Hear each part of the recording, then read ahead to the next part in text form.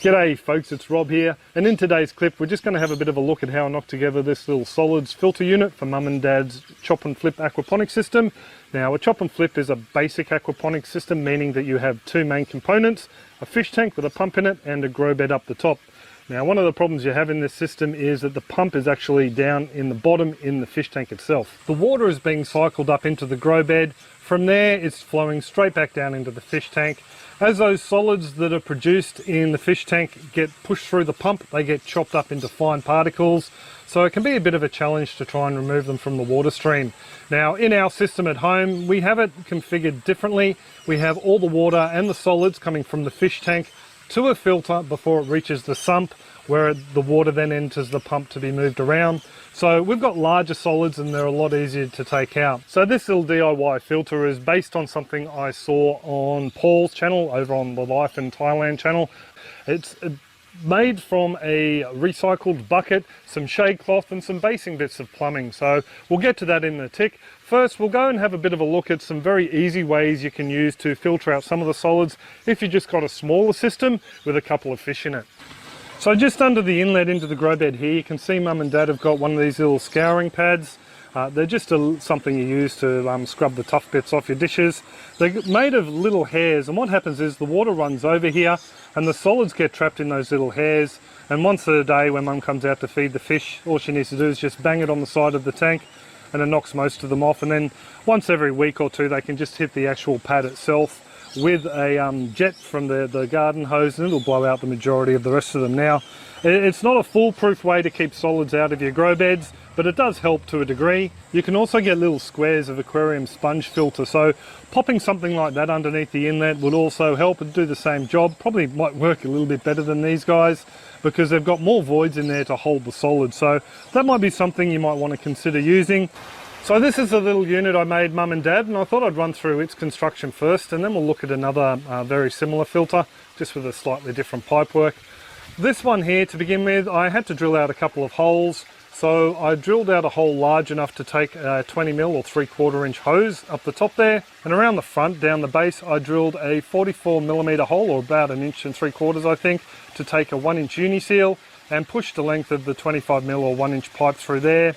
On the outside we have a 90-degree angle, and on the inside we have another 90-degree angle which I attached a standpipe to, and that standpipe takes the water from the top of the filter here.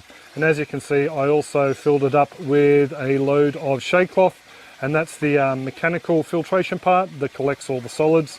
We'll actually clean this filter out and give you a bit of a closer look in a tick.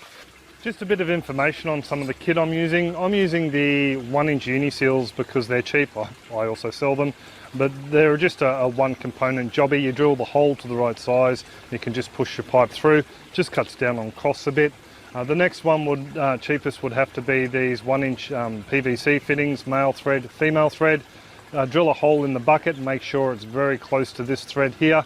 Pop a washer in there, tighten it up, and away you go.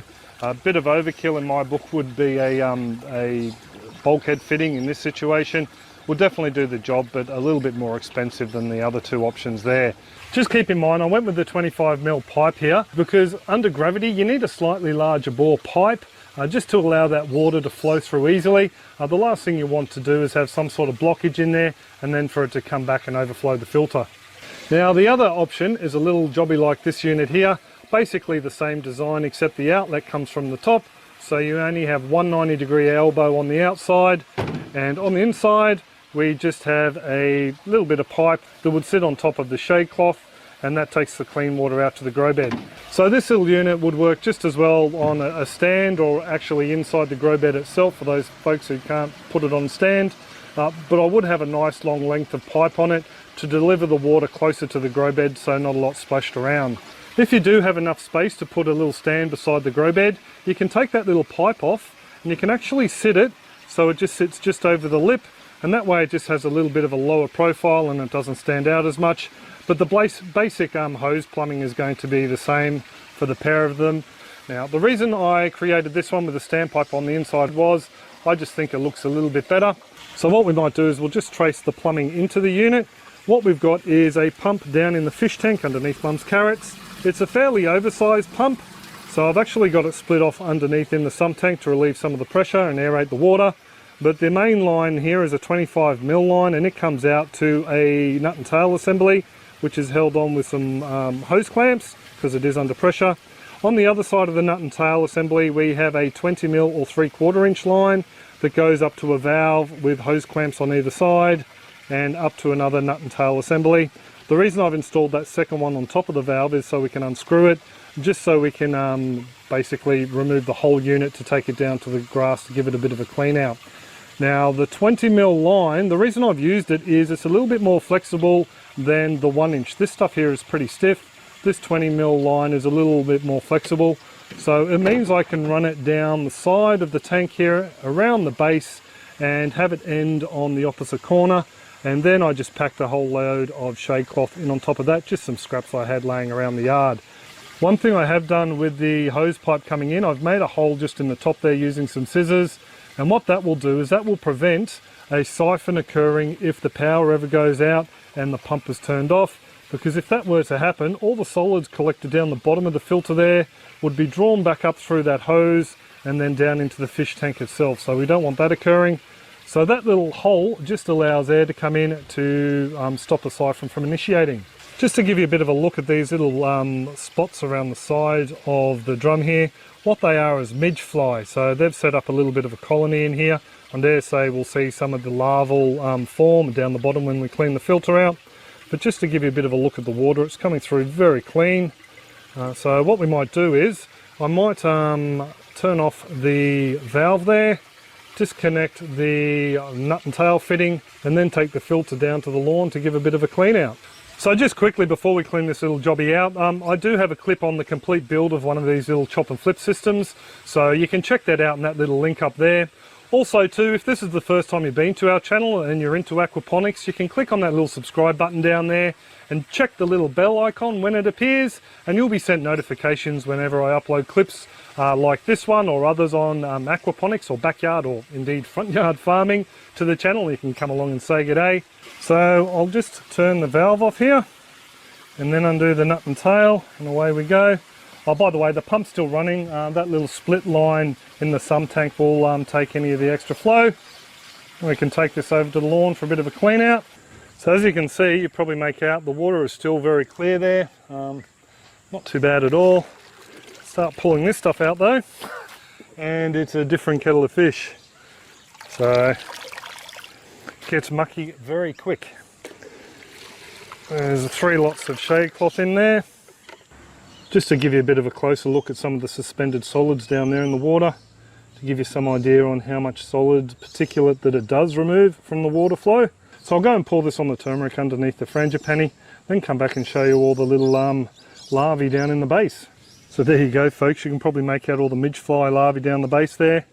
There's just some of the solids floating around. So I'll clean this out with a hose, wash off the shade cloth, and then we'll put it all back together. So to put this all back together, what I've been doing is just making sure for a start that that little air hole is away from the edge, so no water runs out there. Connect it back to the main line with the bulkhead fitting. Now putting in the first layer of shade cloth.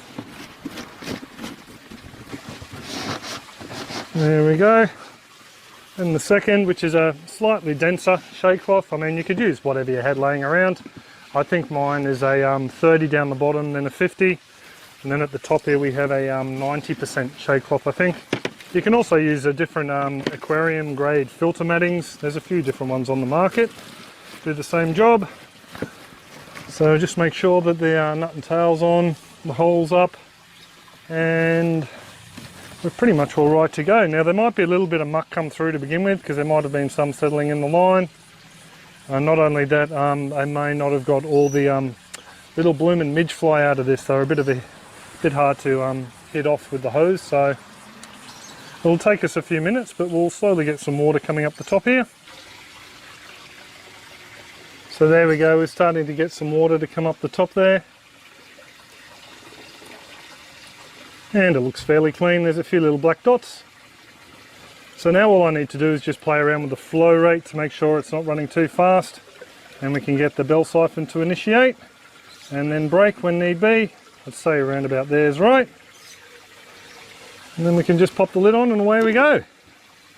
For you folks who want a little bit finer grade filtration, you can purchase this sort of filter material, like as I mentioned before. We use this in our fish farm when it was up and running, 3 different grades of that. All you'd need to do is cut it out in a square shape like our drum there, or in a circular shape, and just slide that in there. Probably 4 or 5 layers, and that would be enough to capture most of the solids. Maybe a finishing layer of this would actually make that run a little bit cleaner. But I'm not going to worry about it at this point in time. So you will find that small solids will make it through, and eventually, be it 2 or 5 or 7 years down the line, you may end up with a situation where the solids are causing a problem in the grow beds and they need to be cleaned out. What I'd suggest you do is every time you've finished harvesting 1 load of fish and you're getting it ready to restock with some more fingerlings, maybe flood the grow bed, leaving the standpipe in with some water. Swish the media around there, and then on the drain pipe, have it run out to the garden via a hose or something, and just evacuate all the dirty, mucky water that comes out. That may help, you know, lengthen out the period before you have to get in there and remove all the media, hose it out and start again. So just a little bit of a word of advice there. So there's a few different takes on these easy little DIY filters. Thank you again, Paul, for posting the original clip. If you folks are after some more aquaponic DIY clips, you can find it in a DIY playlist I've got. There'll be a thumbnail at the end of the clip you can click on, and also a link down in the description below if you can't wait that long. Before I go, I really do need to send out a huge thank you and g'day to all the marvellous folks who are helping to support our channel. The heavens are just about to open up, so I suppose I should put the camera away. I do hope you're all well and happy, and that your own aquaponics or gardens are booming, and I will catch you next clip. Cheers folks, and have a top one.